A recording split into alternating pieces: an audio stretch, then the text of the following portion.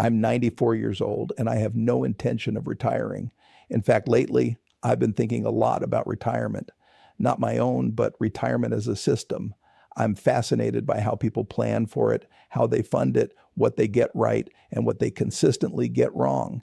And here's the problem I keep seeing. Most people approach retirement backward. They work for 40 years, save whatever they can, and then simply hope it's enough. No real structure, no clear plan, no intentional asset strategy, just optimism. But hope isn't a strategy, because when you hit 65 and finally realize the numbers don't work, you don't get a redo. You've run out of time and you've lost the most valuable resource, the compounding years. Fixing the problem at that point becomes painfully difficult. So today I want to be direct. There are 5 assets you must have before you retire. Not nice to have, not maybe must. If your goal is a secure, comfortable retirement, one built on confidence instead of fear, these 5 asset categories need to be represented in your portfolio. And I'm not talking about hedge funds, complex derivatives, or strategies that require constant monitoring. These are straightforward, time-tested assets that have worked for decades. They do 3 essential jobs. They generate income, they protect purchasing power, and they give you stability across unpredictable markets. Let's start with the first and most important asset, a diversified portfolio of high-quality dividend growth stocks. For retirement income, the foundation is not bonds and it's not annuities. The foundation is dividend-paying stocks, specifically dividend growth stocks from companies with long track records of increasing dividends. Here's why. When you retire, you need income. Real income you can count on because you're no longer receiving a paycheck. There are only 2 ways to fund retirement from investments. You sell shares, gradually reducing your principal, or you collect cash flow from the assets you own without selling. If you're relying on selling shares, you're living on a countdown clock. Eventually, you draw down your portfolio far enough that market drops become dangerous. And if you live longer than planned, as many people do, you can outlive your capital. Dividends solve that problem differently. With the right companies, dividends can continue indefinitely. You hold the shares, and the business sends you cash quarter after quarter. And if those dividends rise over time, your retirement income rises with them. This is why quality matters. You're not looking for high yield at any cost. You're looking for stable businesses with durable earnings and a history of increasing payouts year after year. Think of companies with strong brands, strong balance sheets, and long dividend records. Businesses that have increased dividends for decades, not just years. Names like Coca-Cola, Johnson & Johnson, Procter & Gamble, and McDonald's are examples of the type of company. I mean, boring, stable, consistent. That's what you want in retirement, reliability. Now, consider the math. Say you retire with $1,000 invested in dividend-paying stocks yielding 3%. That's $30,000 a year in income. On its own, that might not be enough. But the key isn't the starting income. It's the growth rate. If those dividends grow at 7% a year, the income changes dramatically over time. After 5 years, you're collecting around $42,000. After 10 years, roughly $59,000. After 20 years, well over $100,000. That's the compounding effect most people ignore. While programs like Social Security often struggle to keep up with real inflation, dividend growth can outpace it because the underlying businesses increase earnings and raise payouts.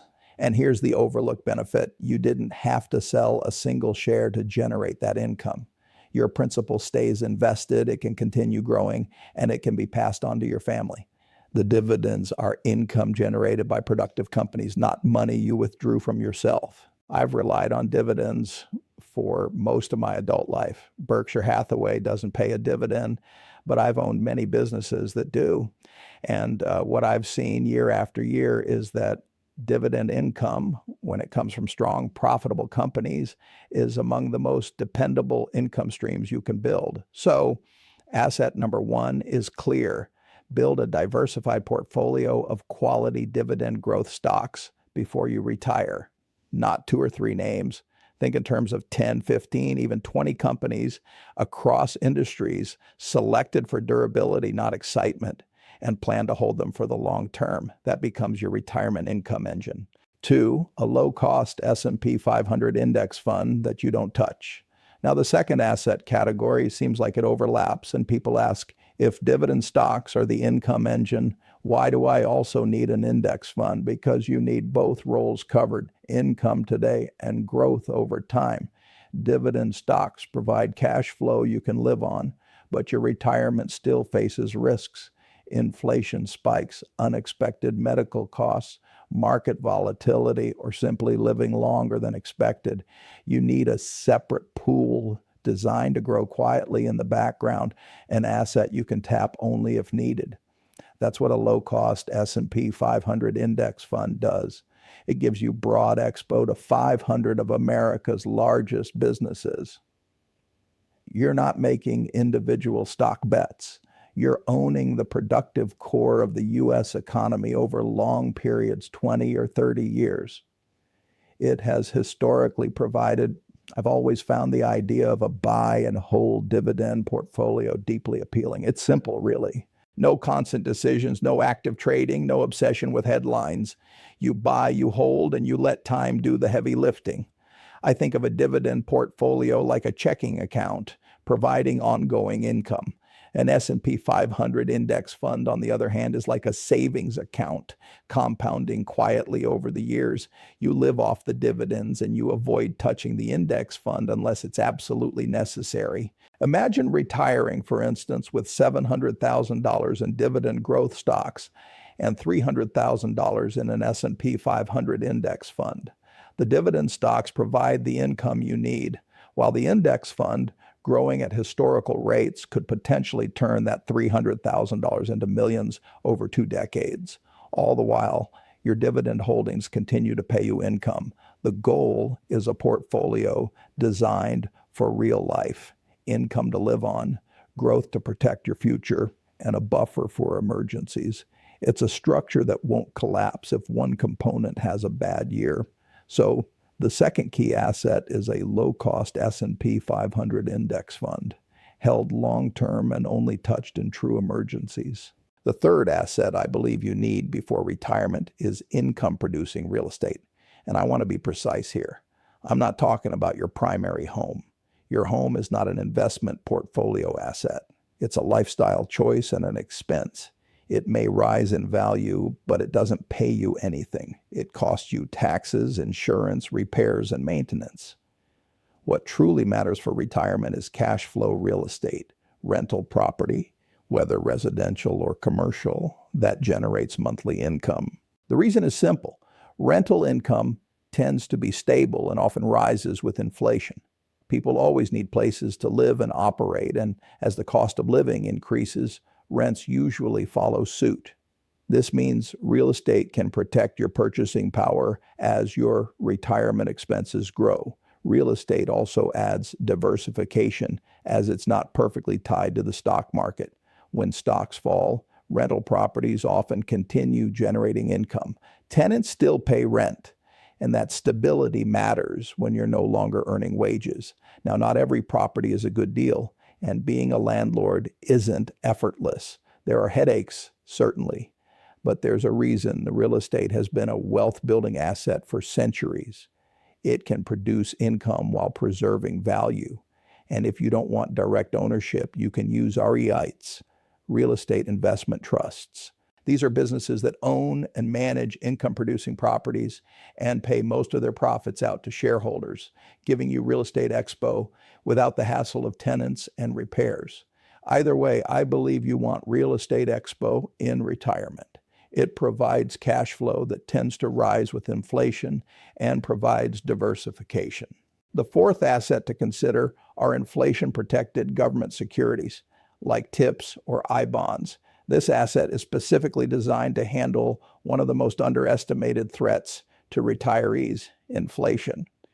Traditional bonds are often presented as safe, but in an inflationary period, they can be quietly destructive.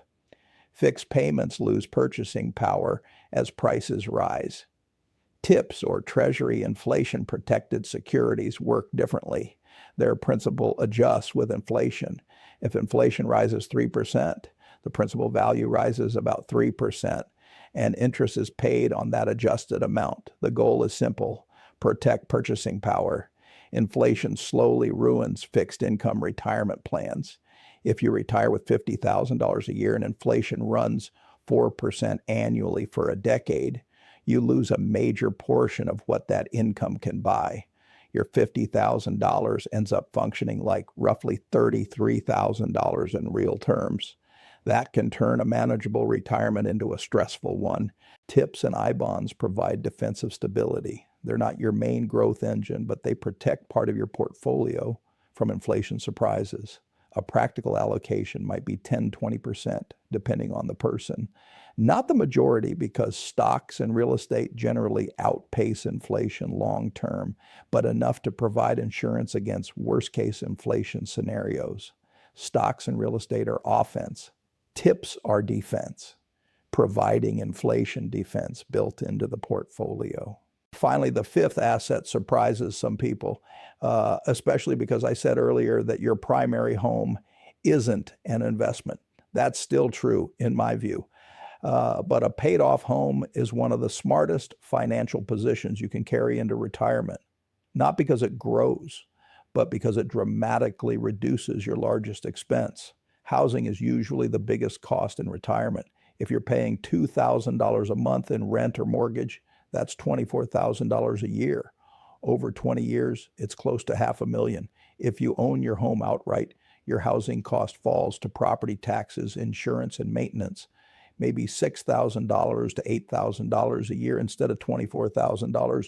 That difference changes everything. It lowers the income you need to retire, reduces stress in down markets, and creates flexibility for medical expenses or emergencies.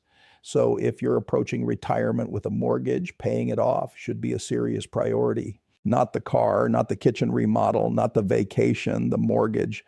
I sometimes think about how math suggests that investing beats paying off a low-interest loan.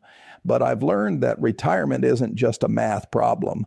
It's about something deeper. It's about security, the peace of mind that comes from knowing you have a place to live, a home that can't be taken away because a monthly payment became too much to handle.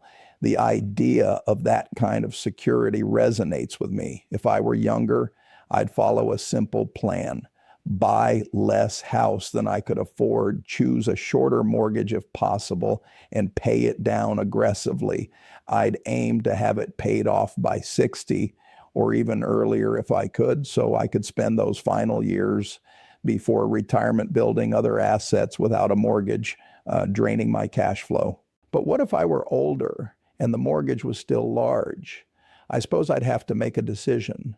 Pay it down with urgency, perhaps work longer if necessary, or plan to downsize and eliminate the payment. One thing I know I couldn't do is retire with a large mortgage and just hope it all works out. Retiring with a big mortgage payment is a fire way to turn retirement into a source of financial praise from day one. That's why a paid-off home, or at least very low housing costs, is asset number 5. It makes the entire retirement plan far easier to sustain. Let me recap the 5 essential retirement assets as I see them. Dividend growth stocks, which are the primary income engine growing over time. The S&P 500 index fund for long-term growth and backup capital. Income real estate, or REITs, which provide stable cash flow that often rises with inflation. TIPS, or I bonds, for inflation protection and stability. And finally, paid-off housing for lower expenses and greater flexibility. These 5 assets work together because they each protect you from a different risk: market crashes, inflation, longevity, and unexpected expenses. And understanding that, the next question becomes obvious. How much should you have in each category, and how do you avoid the common mistakes people make? When you put these 5 assets together, something important happens. Your retirement stops depending on luck. If there are market crashes, your real estate income and inflation-protected securities remain relatively stable. If there's high inflation, Your dividend-paying companies and rental income can adjust upward over time.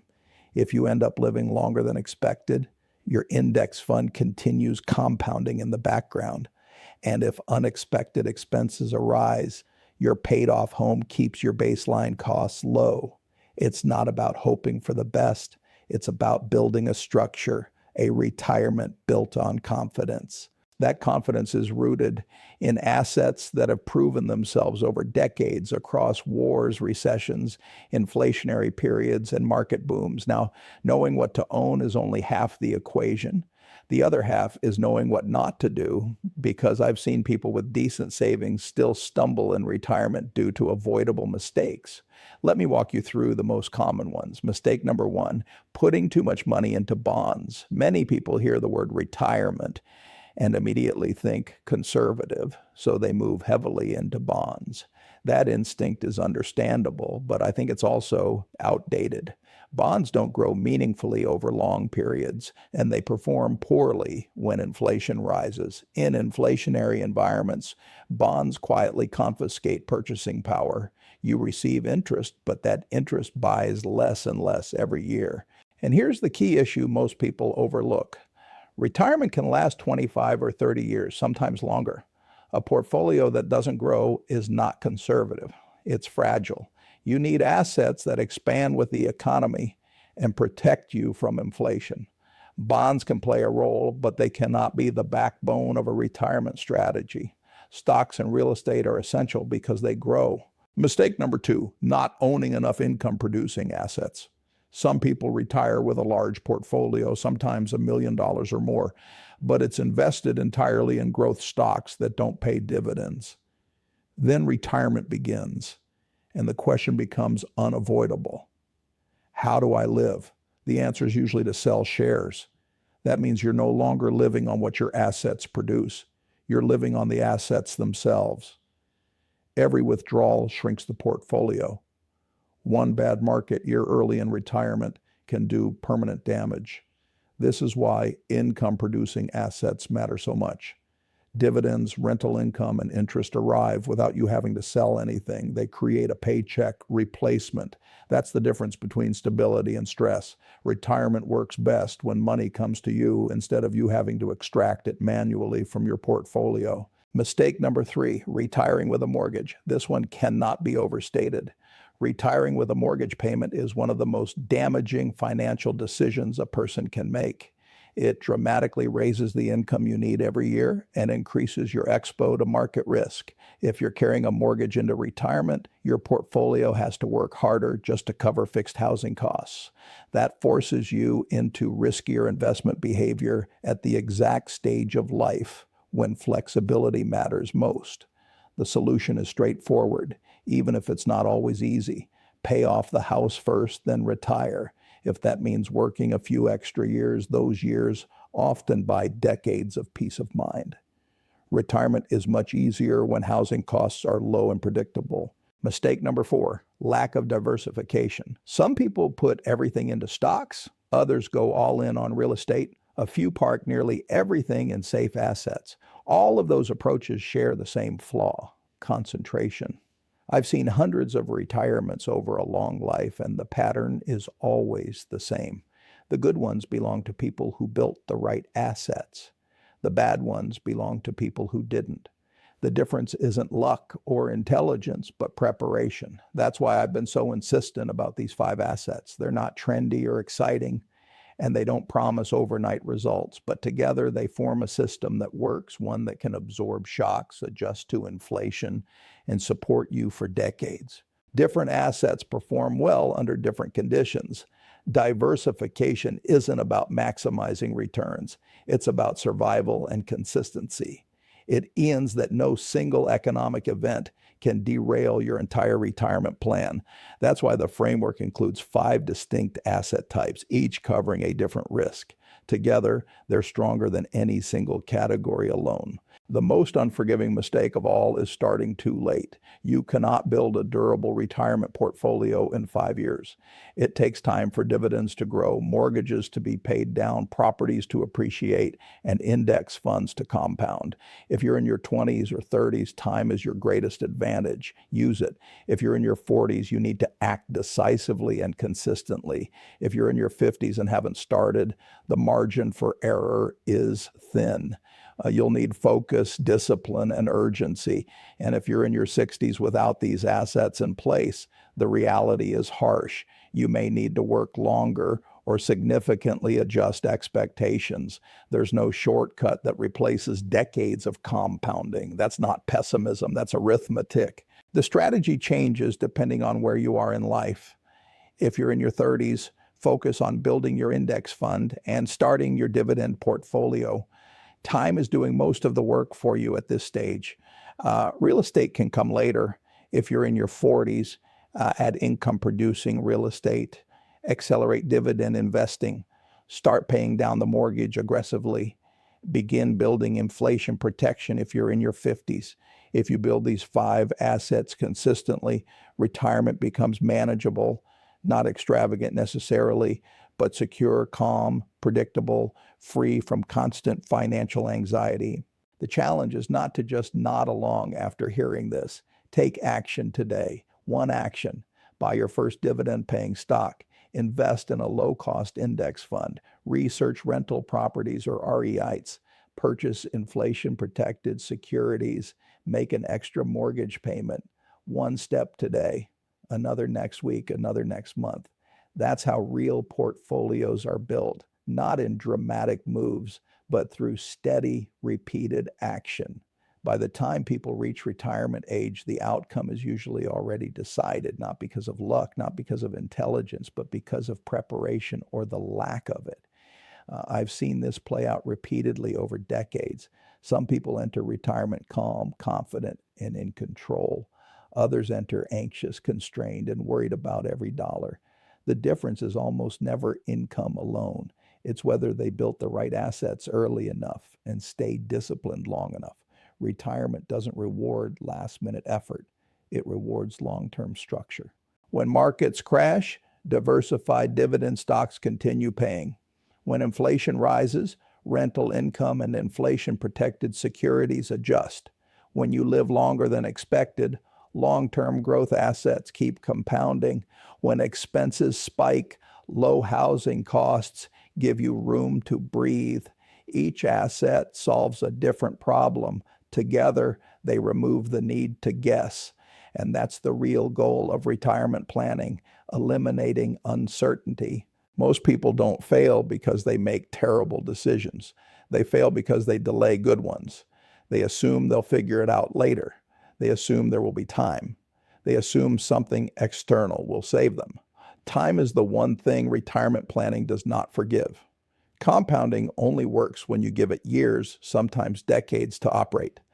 Dividend income only becomes powerful after it's been growing for a long time. Real estate only becomes meaningful after mortgages are paid down and rents have had time to rise.